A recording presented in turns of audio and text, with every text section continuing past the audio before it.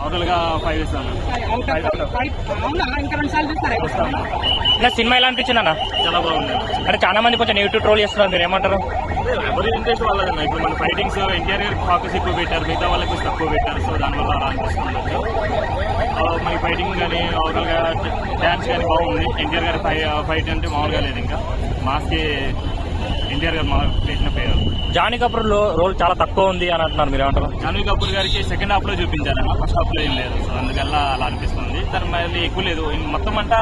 First అంటే ఇప్పుడు part 1 లో మొత్తం ఎన్టీఆర్ రోలే మొత్తం ఉంటుంది. ఓవరాల్ గా సినిమా మీకు ఎలా అనిపించిందని చాలా మంది నెగిటివ్ గా మాట్లాడుతున్నారు. అంటే వాళ్ళ ఇంట్రెస్ట్ మీద వాళ్ళు చూపిస్తారన్న. మనకి నచ్చింది ఏంటంటే మన స్టోరీలో మనకి నచ్చింది, మనకి ఎలా ఉందనేది మనకి నచ్చింది.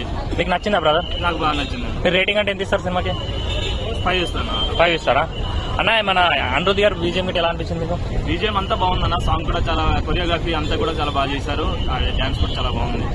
ఓకే అన్న, కొరటాల శివ గారు కంబ్యాక్ ఇచ్చారనుకోవచ్చా? ఇచ్చారా?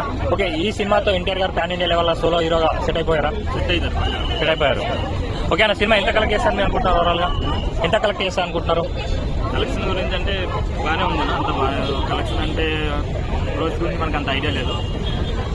ఓకే అన్న, ఈ సినిమాలో మీకు బాగా ఇంట్రెస్టింగ్ అనిపించిన క్యారెక్టర్స్ ఏంటి అని?